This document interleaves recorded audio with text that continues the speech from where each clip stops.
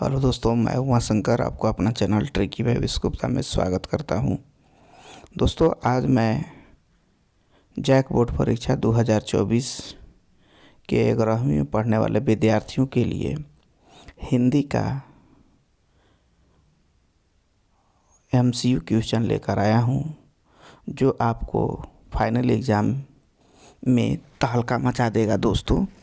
इसीलिए आप इस वीडियो को लास्ट तक देखिएगा।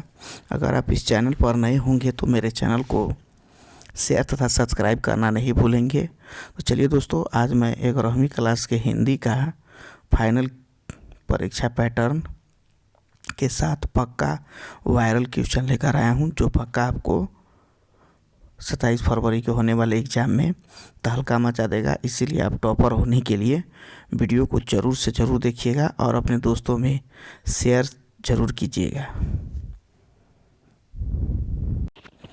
चलिए यहाँ पर देखते हैं। सबसे पहले ग्रुप ए खंड क में आपको अपठित गद्यांश दिया हुआ रहेगा, जिसको आपको पूरी तरह से पढ़ना है। जैसे कि यहाँ देख रहे हैं, निम्नलिखित पद्यांश को ध्यानपूर्वक पढ़कर प्रश्न संख्या 1 से लेकर 4 तक के सही विकल्पों का चयन करें। अर्थात आप यहाँ पर सबसे पहले जानिए पद्यांश। पद्यांश मतलब होता है आपका पद का अंश, अर्थात आपको कविता से संबंधित आपका 7-8 लाइन यहाँ पर दिया हुआ रहेगा। उसी के आधार पर आपको सही विकल्प का चयन करना होगा, वो भी अपठित बोध रहेगा।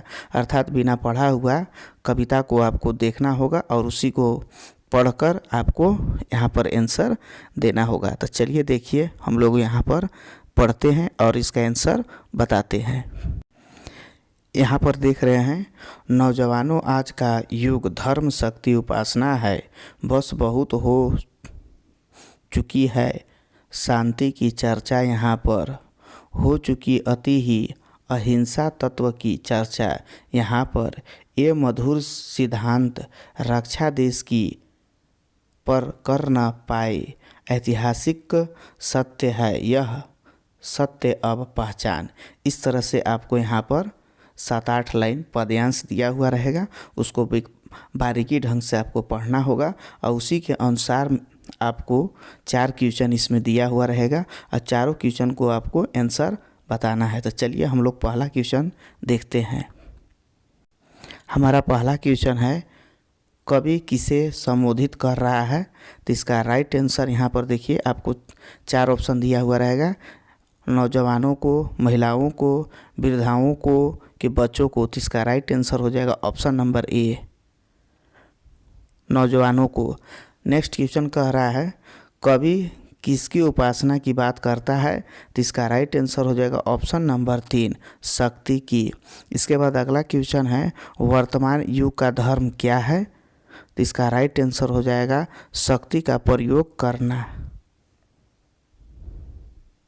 इसके बाद अगला क्वेश्चन यहाँ कह रहा है, प्रस्तुत कविता का शीर्षक क्या है? तो इसका राइट आंसर हो जाएगा ऑप्शन नंबर 2, शक्ति का प्रयोग, इसका शीर्षक हो जाएगा। इसी तरह से आपका फाइनल एग्ज़ाम में भी ऐसा ही क्वेश्चन देगा और उसी में भी शीर्षक पूछेगा। तो आप इसको अच्छी ढंग से देख लें, यह आपके फाइनल एग्ज़ाम में बहुत ही महत्वपूर्ण भूमिका निभाएगा दोस्तों। चलिए इसके बाद हम लोग यहाँ देखते हैं, तो निम्नलिखित गद्यांश को ध्यानपूर्वक पढ़कर प्रश्न संख्या 5 से 8 तक के लिए सही विकल्प का चयन कीजिए। अर्थात आपका यहाँ पर गद्यांश दिया है, अर्थात कहानी से, अपठित कहानी से आपका क्वेश्चन रहेगा। उसमें आपको 4 क्वेश्चन पूछेंगे, चारों का आपको इसी के माध्यम से ही आंसर बताना है। तो यहाँ देखिए लिखा हुआ है, पर्यावरण की स्मृति से मन एवं भावना का सहज विकास होता है।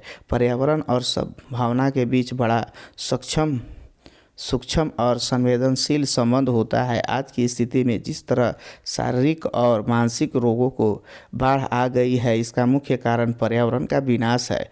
अतः पक्षियों की चहाना से मन खिल जाता है, शाम की गोधूली बेला में उड़ती धूल प्रदूषण नहीं फैलाती थी, बल्कि उसमें मिट्टी की भीनी खुशबू समाहित होती है। इस तरह से आपको दिया हुआ रहेगा, इसको अच्छी ढंग से पढ़ लीजिएगा और उसी के अनुसार ही आप क्वेश्चन का आंसर बताइएगा। तो चलिए हम लोग क्वेश्चन को देखते हैं। यहाँ पर हमारा 5वां क्वेश्चन कह रहा है, पर्यावरण की समृद्धि से किसका सहज होता है? तो इसका राइट आंसर हो जाएगा ऑप्शन नंबर 2, मन और भावना का। इसके बाद नेक्स्ट क्वेश्चन है, शारीरिक और मानसिक रोगों का मुख्य कारण क्या है? तो इसका राइट आंसर हो जाएगा ऑप्शन नंबर 2, पर्यावरण का विनाश। इसके बाद हम लोग अगला क्वेश्चन देखते हैं, मिट्टी की भीनी खुशबू किस समय आती है? तो इसका राइट आंसर हो जाएगा ऑप्शन नंबर 4, गोधूली बेला में। इसके बाद अगला क्वेश्चन है, शारीरिक और मानसिक रोगों से बचाने का एकमात्र उपाय क्या है? तो इसका राइट आंसर हो जाएगा ऑप्शन नंबर 4, पर्यावरण समृद्धि। इसके बाद हम लोग ग्रुप बी खंड ख अभिव्यक्ति और माध्यम से संबंधित रहेंगे। तो अभिव्यक्ति और माध्यम में जो क्वेश्चन रहेंगे, इससे संबंधित आपका टोटल क्वेश्चन 10 रहेगा और 10 का क्वेश्चन को आपको भली भांति अच्छे से आंसर बताना है। तो चलिए देखते हैं। क्वेश्चन हमारा 9 कह रहा है, जनसंचार माध्यम में रिपोर्ट को हिंदी में क्या कहते हैं? तो इसका राइट आंसर हो जाएगा ऑप्शन नंबर पहला, संवाददाता। इसके बाद अगला क्वेश्चन है, समाचार लेखन में निम्नलिखित में से किसकी भूमिका महत्वपूर्ण होती है? तो इसका राइट आंसर हो जाएगा आपका संपादक मंडल का, ऑप्शन नंबर 4। इसके बाद नेक्स्ट क्वेश्चन है, सरकार के कामकाज पर निगाह रखना और उसकी गड़बड़ियों को उजागर करना कहलाता है। तो कौन करता है? तो इसका राइट आंसर हो जाएगा option number A, watch dog पत्रकारिता। इसके बाद हम लोग नेक्स्ट देखते हैं, सचिवालय के सभी पत्र लिखे जाते हैं। तो सचिवालय के जो पत्र लिखे जाते हैं वह कौन से पत्र होते हैं? तो उत्तम पुरुष का पत्र। इसके बाद नेक्स्ट क्वेश्चन हम लोग देखते हैं। नेक्स्ट क्वेश्चन यहाँ कर रहा है, संचार के मुद्रण माध्यम से किसे शामिल किया जाता है? तो इसका राइट आंसर हो जाएगा ऑप्शन नंबर 4, समाचार पत्र, पत्रिकाएं, पम्पलेट। इस समाचार मुद्रण में आता है, इसीलिए ऑप्शन नंबर 4 हो जाएगा। इसके बाद नेक्स्ट क्वेश्चन है, निबंध का अर्थ क्या होता है? इसका राइट आंसर हो जाएगा ऑप्शन नंबर 1, बांधना।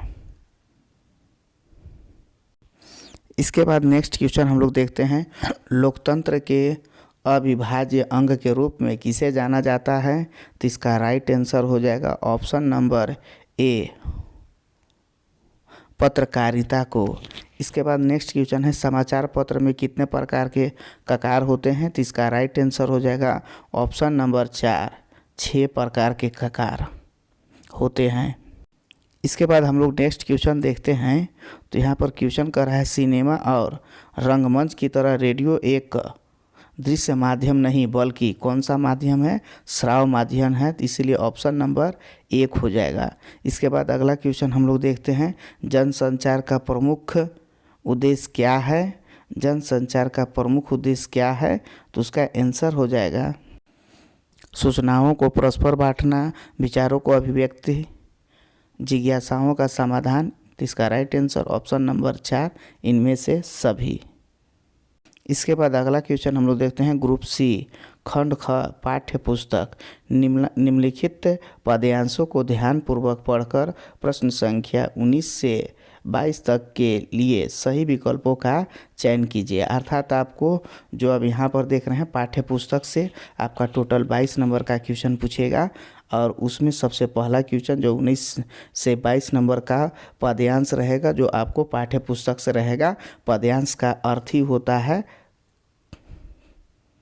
कविता से, अर्थात आपको कविता से 4 क्वेश्चन, पद्यांश आपका 4-5 लाइन दिया हुआ रहेगा, उसी के आधार पर आपको यहाँ पर पूछेगा। तो चलिए हम लोग देखते हैं। तो यहाँ जो देख रहे हैं, यहाँ पर आपका लिखा है, मेरे तो गिरधर गोपाल दूसरा न कोई, चाके सिर मोर मुकुट मेरो पति सोई। छोड़ी देही कुल की कहानी कहाँ करिए कोई, सतन संतन ढीग बैठी बैठी लोक लाज खोई। इस तरह से आपको दिया हुआ रहेगा। इसी के आधार पर आपको क्वेश्चन यहाँ पूछेगा और उसी को आपको जवाब देना है। तो क्वेश्चन 19 हमारा कह रहा है प्रस्तुत काव्यांश की रचयिता कौन है, अर्थात इसको रचयिता कौन है। तो इसका राइट आंसर हो जाएगा option number 3 Mirabai. Option number 3 Mirabai हो जाएगा। इसके बाद अगला क्वेश्चन कह रहा है गोपाल शब्द का प्रयोग किसके लिए किया गया है। तो इसका राइट आंसर हो जाएगा ऑप्शन नंबर 2 कृष्ण के लिए। इसके बाद अगला क्वेश्चन कह रहा है कुल की कहानी का अर्थ क्या होता है। तो इसका राइट आंसर हो जाएगा ऑप्शन नंबर 3 परिवार की मर्यादा। इसके बाद अगला क्वेश्चन हम लोग देखते हैं मीरा ने अपना पति किसे स्वीकार किया है। तो इसका राइट आंसर हो जाएगा ऑप्शन नंबर ए कृष्ण को। इसके बाद आपका निम्नलिखित प्रश्नों के सही विकल्प का चयन कीजिए, अर्थात आरोह से आपको 5 क्वेश्चन दिया हुआ रहेगा, कविता से संबंधित क्वेश्चन रहेंगे, उसको आपको जवाब देना होगा। तो पहला क्वेश्चन हमारा यहाँ करा है प्रतिक्षण तुनत वेश से कौन सा बदल रहा है। तो इसका राइट आंसर हो जाएगा ऑप्शन नंबर आपका 1 हो जाएगा नील समुद्र। इसके बाद अगला क्वेश्चन है जीवन के अंतिम दिनों में मीरा कहाँ चली गई। तो इसका राइट आंसर हो जाएगा ऑप्शन नंबर 4 द्वारिका में। इसके बाद अगला क्वेश्चन है घर की याद कविता कवि ने किस दौरान लिखी। तो इसका राइट आंसर हो जाएगा ऑप्शन नंबर 4 जेल प्रवास में। इसके बाद अगला क्वेश्चन है किसी जुगनू की लो में पढ़ना का अर्थ क्या होता है। इसका राइट आंसर हो जाएगा साधनहीनता की स्थिति से गुजरना, ऑप्शन नंबर 1। अगला क्वेश्चन है आओ मिलकर बचाएं कविता के अनुसार रोने के लिए किसका एकांत बचाना चाहिए। जिसका राइट आंसर हो जाएगा ऑप्शन नंबर 3 मुट्ठी भर के लिए। इसके बाद यहाँ पर नेक्स्ट क्वेश्चन हम लोग देखते हैं। तो निम्नलिखित गद्यांश को ध्यानपूर्वक पढ़कर प्रश्न संख्या 28 से 31 तक के सही विकल्पों का चयन कीजिए, अर्थात आपका कहानी कविता से ही आरोह भाग से आपको कविता से 10-5 लाइन दिया हुआ रहेगा। उसी के आधार पर आपको 4 क्वेश्चन पूछेगा, उसको सही ढंग से पढ़ लीजिएगा और उसी के हिसाब से आपको क्वेश्चन को आंसर बताना है। तो चलिए हम लोग देखते हैं। यहाँ पर आपको दिया है फिल्म का काम आगे भी 2.5 साल चलने वाला था। इस बात का अंदाज़ा मुझे नहीं था, इसीलिए जैसे जैसे दिन बीतते गए इस तरह से आपको पूरा कहानी को देखना होगा। इसी के आधार पर हम लोग क्वेश्चन को देखते हैं। चलिए यहाँ पहला क्वेश्चन करा अपू के साथ 2.5 साल पाठ के लेखक कौन है। तो इसका क्वेश्चन नंबर 28 का आंसर आपका हो जाएगा ऑप्शन नंबर 3 कृष्ण सोबती। इसके बाद अगला क्वेश्चन यहाँ कह रहा है फिल्म का काम कितने साल तक चलने वाला था। तो इसका राइट आंसर हो जाएगा ऑप्शन नंबर 2 2.5 साल। इसके बाद अगला क्वेश्चन यहाँ कह रहा है मुन्नी बाला देवी कितने साल की थी। तो इसका राइट आंसर हो जाएगा ऑप्शन नंबर 2 80 साल की। इसके बाद अगला क्वेश्चन देखते हैं। तो अगला क्वेश्चन हमारा कह रहा है बच्चे किसकी भूमिका निभाने वाले थे। तो इसका राइट आंसर हो जाएगा ऑप्शन नंबर 1 अप्पू और दुर्गा की। इसके बाद अगला क्वेश्चन हम लोग देखते हैं। नेक्स्ट क्वेश्चन निम्नलिखित प्रश्नों से सही विकल्प का चयन कीजिए, अर्थात इससे संबंधित आपका 5 क्वेश्चन देवल रहेगा जो कहानी से संबंधित रहेंगे। तो यहाँ पर पहला क्वेश्चन कह रहा है गलता लोहा का मोहन किसका चहेता शिष्य था। तो इसका राइट आंसर हो जाएगा ऑप्शन नंबर 3 त्रिलोक सिंह का। इसके बाद अगला क्वेश्चन देखते हैं विदाई संभाषण पाठ में किसकी विदाई की चर्चा की गई है। तो इसका राइट आंसर हो जाएगा ऑप्शन नंबर 2 लॉर्ड कर्जन की। इसके बाद अगला क्वेश्चन है रजनी किस प्रकार की नारी थी, तो इसका राइट आंसर हो जाएगा ऑप्शन नंबर 4, वह संघर्षशील थी, अन्याय की विरोधी थी, निर्भीक थी। इसके बाद नेक्स्ट क्वेश्चन हम लोग देखते हैं, स्पीति नदी किस नदी में मिलती है, तो इसका राइट आंसर हो जाएगा ऑप्शन नंबर 4, सतलुज में।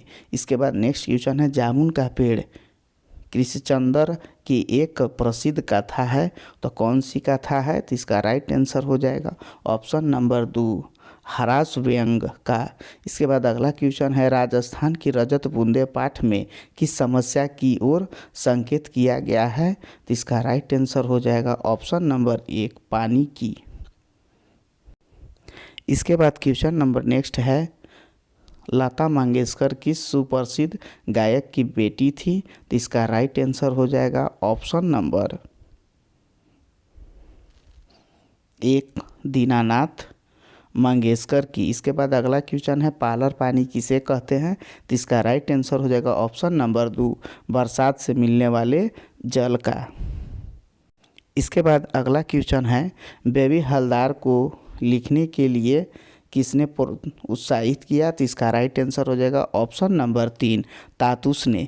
इस तरह से मैंने आपको MCQ का 40 MCQ क्वेश्चन दे दिया हूँ। यह आपके लिए बहुत ही महत्वपूर्ण है, इसे ज़रूर से ज़रूर देखिएगा। यह आपको फाइनल एग्जाम में इसी तरह से आपका क्वेश्चन पैटर्न रहेगा। तो आई होप ये वीडियो अगर अच्छा लगा होगा तो मेरे चैनल को सब्सक्राइब कर दीजिएगा और जितना हो के दोस्तों में शेयर करना नहीं भूलेंगे। फिर मिलेंगे नए वीडियो के साथ, तब तक के लिए जय हिंद, बेस्ट ऑफ लक।